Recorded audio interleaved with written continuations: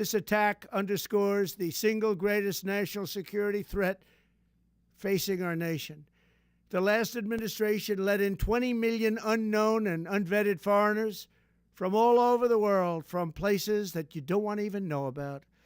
No country can tolerate such a risk to our very survival. An example is Minnesota, where hundreds of thousands of Somalians are ripping off our country and ripping apart that once great state. Billions of dollars are lost, and gangs of Somalians come from a country that doesn't even have a government, no laws, no water, no military, no nothing.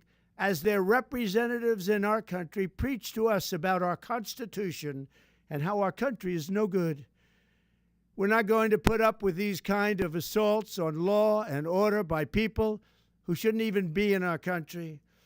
That was Donald Trump reacting to the tragic killing of National Guardswoman Sarah Beckstrom, who was brutally killed on the streets of Washington. He made that announcement on Thanksgiving Day, perhaps one of the most difficult days of the year when families are all together to bring this terrible news. But today we're going to be talking about his reaction to that killing when he called for a permanent pause in immigration from third world countries. And aside from the fact that permanent pause makes no sense at all, it's oxymoronic, we want to talk about what he meant by third world countries. This is World Reframed. I'm Duncan Hooper in London. And I'm Ismail Okwe in Accra, Ghana.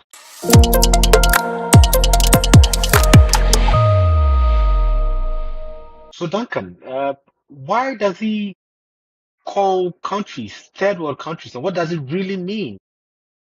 Well, actually, the third world term has been much misunderstood over time. And I'm going to make the case that actually it could be quite an appropriate word to use in this world, because it was originally coined by a French demographer called Alfred Sauvy in 1952 in the Nouvel Observateur, or L'Observateur as it was called then. And he used it to make a distinction between the first world countries, which he described as the countries which were allied to the US and Europe in the Cold War. The second world countries he put as Soviet Union and the communist allies of the Soviet Union. And the third world countries were therefore the non-aligned countries, those that weren't explicitly on one side or the other and actually ended up being much fought over and bargained over as part of the Cold War. However, the term got misunderstood over time, and it came to be thought of as first world is the developed countries, second world is the less developed countries, and third world is the least developed countries. And that's the meaning I think most people understand by it today. But Sauvy, when he used this term, he was actually making quite a different analogy. He was comparing the third world with the third estate at the time or just before the French Revolution. Now, the third estate was the people who didn't belong to either of the two groups who held power in France. That was the nobility, first estate, the second estate, which was the clergy, and the third estate, which was the people. And he was describing those people, and you know, essentially they were the rising group in the country, but because of history, because of tradition, because of the interest of the elite, these first two classes held all the power. They had built structures that would maintain their power and that would make sure that they were controlling the world in which the third estate lived. Now, as we know in the French Revolution, the third estate, the people, they came through, they rose up because they were the power that was on the rise, and they came to set the rules and make the decisions, and they actually rebuilt those structures around a pattern which they felt was more fair. Now, of course, French Revolution was a time of enormous bloodshed. There's a lot of terrible things that happened during that time, but actually what's come out of that has been a process where the entrenched rights that were much abused by the nobility and by the clergy got thrown out, and a new world was created. So that's why I think it's actually quite an interesting term for Trump to use. Well, this is very interesting and quite a deep dive into history. Trump has revived that term again, and in this case, the U.S. Citizenship and Immigration Services, they said Trump is referring to 19 countries that were placed under a travel ban to the U.S. in June 2025. And these countries are Afghanistan, Republic of Congo, Equatorial Guinea, Eritrea, Haiti, Iran, Libya, Myanmar, Somalia, Sudan, Yemen, Burundi, Cuba, Laos, Sierra Leone, Togo, Turkmenistan, and Venezuela. And that's a tactic. Use a broad, emotionally loaded term to justify sweeping policy. It signals fear without saying the quiet part explicitly. Yeah, but what we're talking about here is these 19 countries are countries that he said he will go back and examine the immigration status of those who actually have the right, the green card status in America now, and go back and check them and see if there's any problems with their immigration, whether there's any of them that need to be weeded out. Because I think his point is a lot of people came in during the Biden administration that he says potentially are a danger to America, and he wants to go back and look in them. And he's picked those countries, which, as you will know, Ishmael, don't necessarily have a lot in common between them. I mean, they're geographically miles apart, and the situations, although they all have conflict or some kind of challenge within them, the situations are very different. In Haiti, for instance, where you have this huge problem of gang violence, or in Myanmar, where the government is fighting basically a civil war, or in the Democratic Republic of the Congo, where there is a part of the country which is involved in some violence and fighting, and other parts of the country, and it's a very, very big country, which haven't been touched by this. So this is a very, very broad group of countries that he says he wants to go back and look at that immigration status, and we don't really know what that means.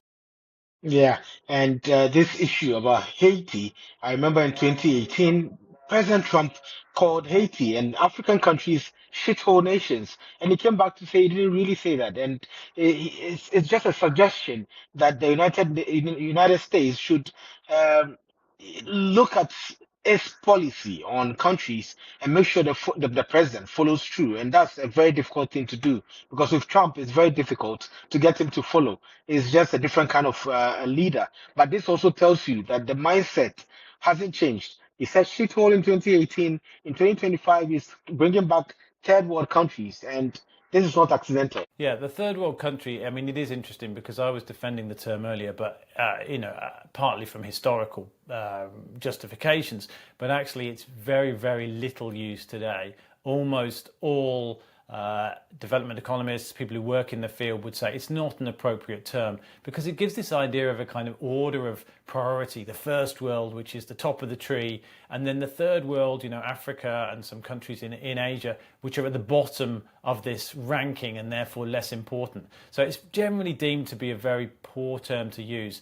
Even the term less developed and least developed countries, which are still used in some of the multilateral organizations, are also falling out of favor because they just don't really describe the differences between these countries and the changes that have happened, which have been enormous over the last 20 years. So when Trump talks about third world countries, I think you're right. I think he's using it as a pejorative term to try and dismiss, to try and provoke, to try and rouse emotion about this. But yeah, you're right. It doesn't exactly make it clear what he means. And that puts a lot of people in limbo. A lot of people in countries all around the world who maybe were thinking of going to America, maybe they had even started the process, and now they'd be thinking, well, is third world, is that my country? Am I going to be affected? What does it mean for me?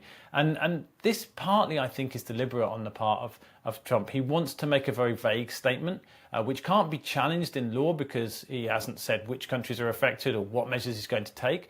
So there's no way of people to sort of fight this decision, but it puts this uncertainty there. Are you going to buy a ticket for the US for, potentially for hundreds of dollars, thousands of dollars maybe, if you're not sure if you're going to be allowed in? So that uncertainty, I think, serves to deter people, and it's a very deliberate tactic. Yeah, and this also reinforces the idea that people from Africa and the global south, they are threats, burdens, culturally incompatible, and it's very dehumanizing. I'm currently in Africa, and all African countries are different in their own way. We have our similarities. Yes, there's poverty in Africa.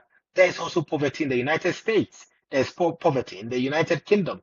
And all these other things that are used to classify or place countries in the global south in one box could also be found in countries in the west. We've already had a discussion in past episodes about the western world and the whole global south and global north definition and everything. But one thing we have to ask is, should the media keep repeating third world when quoting Trump?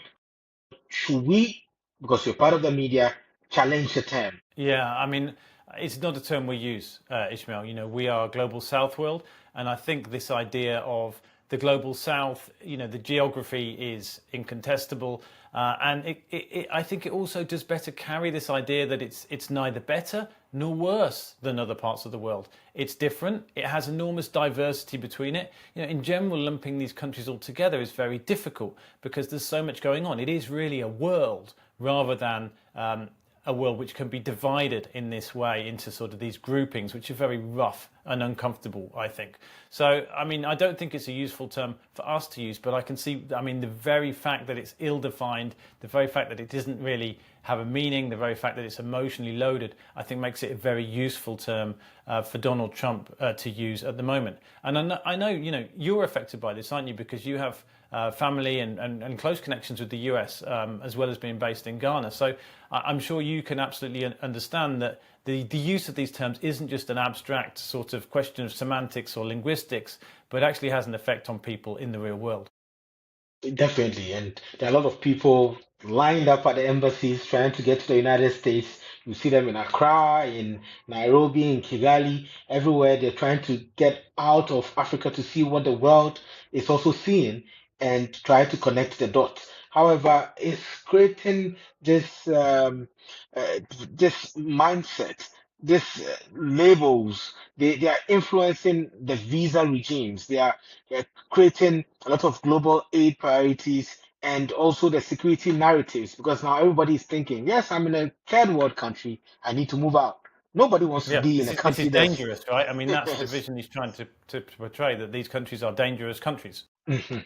Yeah, that's true. And unless we challenge them, they become the lens through which the world is allowed to define us, and we won't be defined by this. Yeah, and of course, you know, this is part of a pattern of measures, and it is, we shouldn't forget there is a terrible tragedy behind this, a human tragedy of a family which has been torn apart by a gunman, and you know that's awful. But it also fits into a political narrative, unfortunately, which is that Donald Trump and his administration have been trying to make it a much more hostile environment for people who want to come and move to the United States. And I guess, you know, that is their prerogative. But I think the way that they have done it by creating this atmosphere of fear and separation has been quite harmful, like you say, to many countries. We had the increase to the H-1B visa, where they said they were going to charge $100,000. But again, they were very general about how they would do that. And that meant a lot of people cancelling their plans, people in the US who already had the right to be there, who didn't want to go home in case they weren't allowed back in, people who had already got a visa, who maybe were afraid to actually travel in case they got it taken away from them. And that uncertainty, I think, is a huge part of deterring people and creating an atmosphere of fear. So I think, yeah, we will see how this plays out. We will see whether the term third world that Donald Trump has used ever does get defined, whether there is a list of countries that's put out with this, a list which of course then would be open to challenge if there are any specific tangible measures ever taken, and that, you know, we've known the courts often to get involved in this and to, you know, sometimes challenge the administration, but we will see how it unfolds. Sure, and this is why we do World Reframed, to interrogate the language that shapes global politics. Follow us on globalsouthworld.com and on all our social media platforms for independent news. Okay, I don't think that was brilliant, but I think we made some points.